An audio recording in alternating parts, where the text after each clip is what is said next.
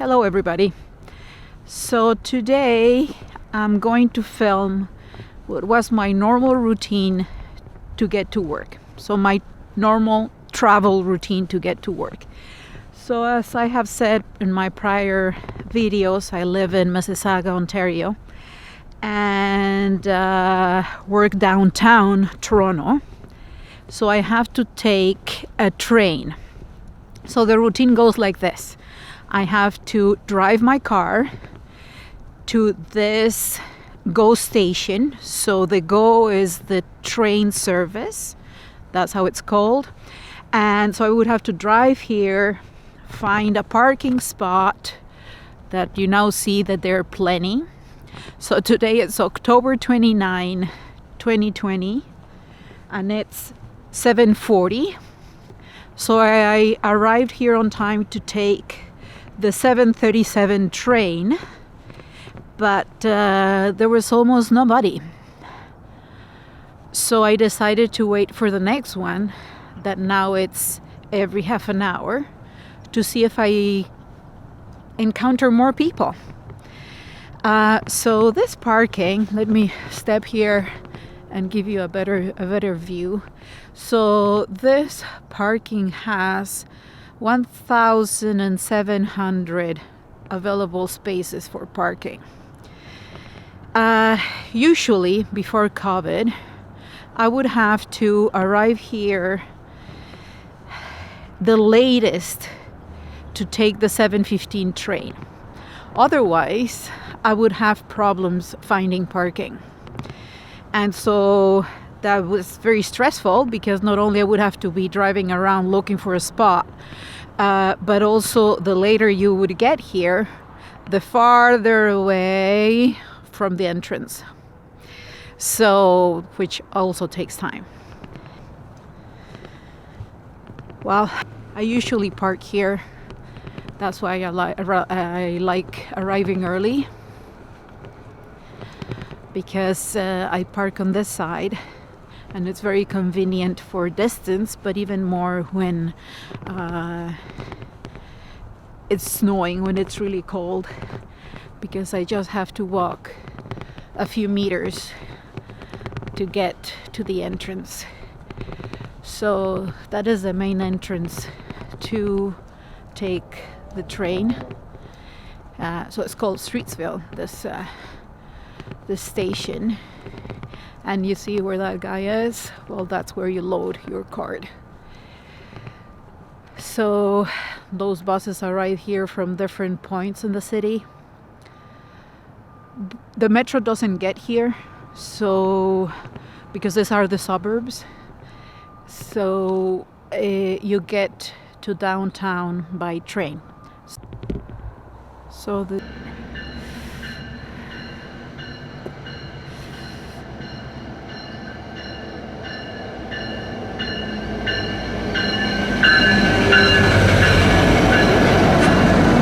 I'm gonna get on the very first car. There's already people in the train, because there is 2 stations before this one. But as you can see, it's practically empty, with all the,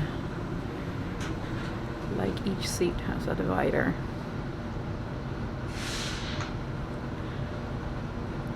I don't want to bug people, so I'm not gonna talk too much, but so these trains have a second floor, and here, this floor, you're supposed to be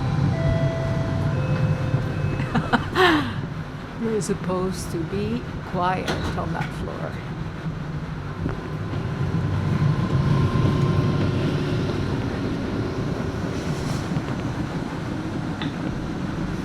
Next station stop here now.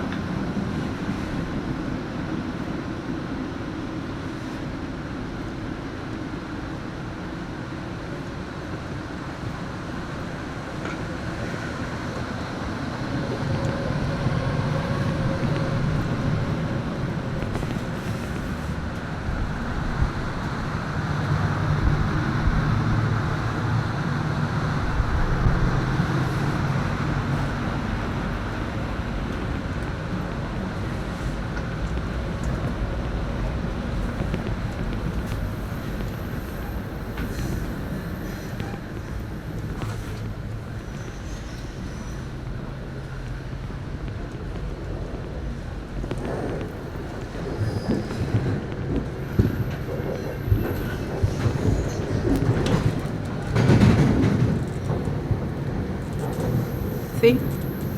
From the suburbs. I have arrived to Union Station. So Union Station is the central station in the city of Toronto. And here, sorry for the noise, here all trains converge.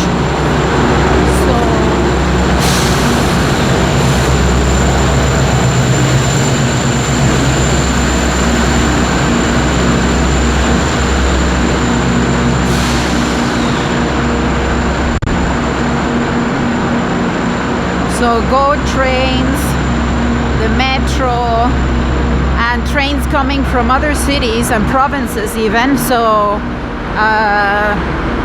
trains coming from Ottawa, from Montreal, from Vancouver, from Calgary, like all trains converge here. So it's a humongous station. So you can see here there's a bit more people than what I encountered back in Streetsville, which is my station, the one closest to home. But still, this would normally be at this time, so now it's close to 9 a.m. At this time, this would be a river of people, and now it's not.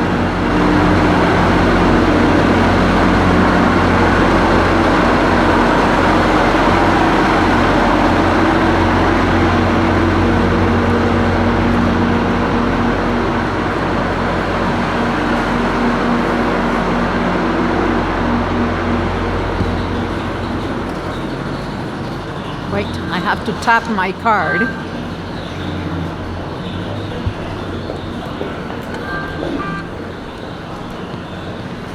So here, this would be normally an ocean of people. You could barely walk. Oh, the screens here are working. So I'm gonna walk the exact same route I follow normally to get to work and see how it looks today. Union Station. So that's the access to the metro. Well, subway as they call it here. I lived in Montreal and I'm Mexican, so I keep saying metro, sorry for that, the subway. That's a very nice hotel. That's the CNN tower. So, let's walk to work. You can see there, well, maybe you cannot see from here, but like all the banks, insurance companies, credit unions, yeah, all the financial services, all the financial companies are in the sector. I'm gonna walk you around, and you're gonna see that there is a couple of restaurants here and there, or coffee shops, but you might think that there is not enough.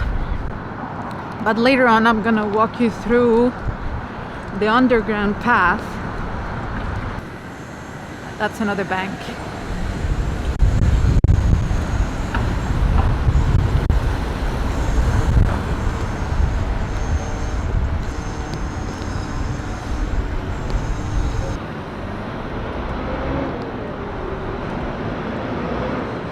So, as you see, that is normally a restaurant where you see those umbrellas. I wonder if it's closed altogether.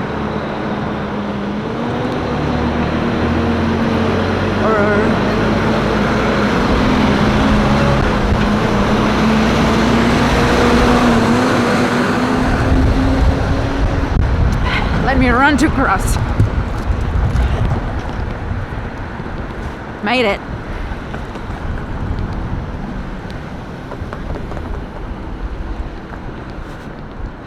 So in this building, is very tall building. There are many insurance companies. And this restaurant is usually full. More so after work. But let's see what it says. Okay, so they open, they have packages. So I imagine they don't have the whole menu, obviously. So they do have packages for lunch. I don't know. I wonder how they manage to keep paying their rent. I don't know if they're gonna keep open. Would be interesting to know.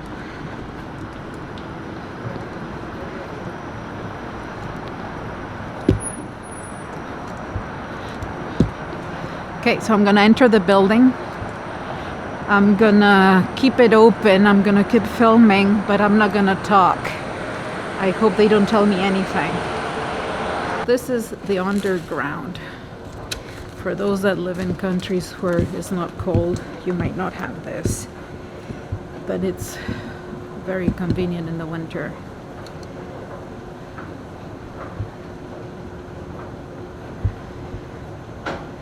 So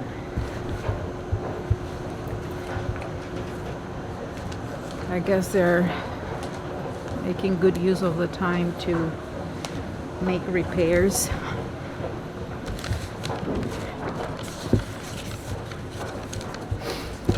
So this, before COVID, was full of people. There's still people there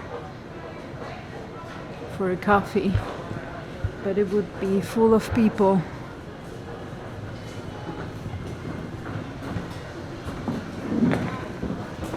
My God.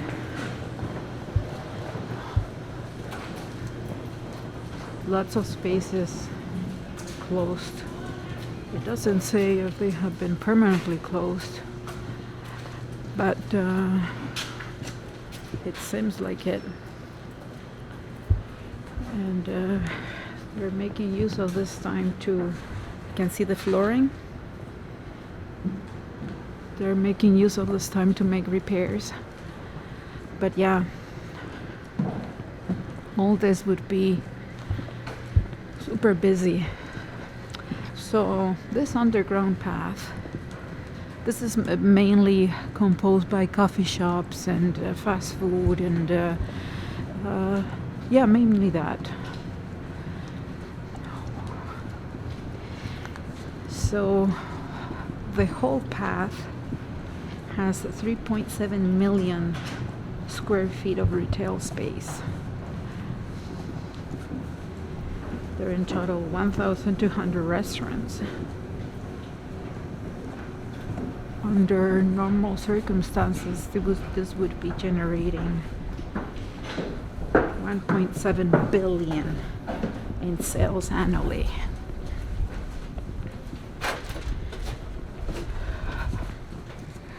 When this is fully operating, provides 4,600 jobs and 271 produces 271 in federal, provincial, and municipal tax revenue. My God, there are many that are not open. Oh, finally we see one that is open. But this is a hair salon. So yeah, those stores that are like convenient, like small convenience stores, those are open. But everything else is not. So it's a very, very long path. There are more than 75 buildings connected through this path. So you remember the one I entered, the building I entered, and then I walked down through the electric stairs? Where there's 75 buildings like that connected by this path. I think there's like the path, it's in total like 30 kilometers long. I'm obviously not gonna walk it all, But I just wanted to come experience because this is normally full of people. I wonder how many of these businesses are gonna come back or are gonna permanently close. So this is a supermarket. So Longo's is a chain of supermarket. See there? It says by Longo's. And they were smart when they opened this because it's like selling the main things about food. They did not let me film. Anyways, here I am. But yeah, there has been a big turnover in the businesses that have been there. They all have new ads here saying that they're coming soon. So a lot of them went. Oh, sorry. Yeah, a lot of them did not survive. My God, so many closed. Oh, wow.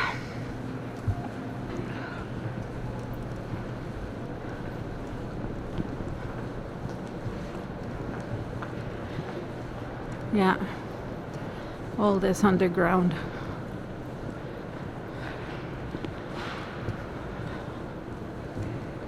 I lived in Montreal, and Montreal also has a very large underground path.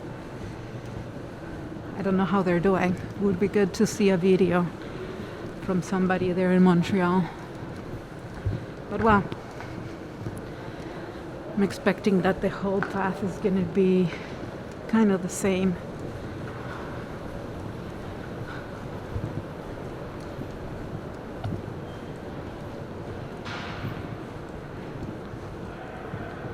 Empty, empty, empty.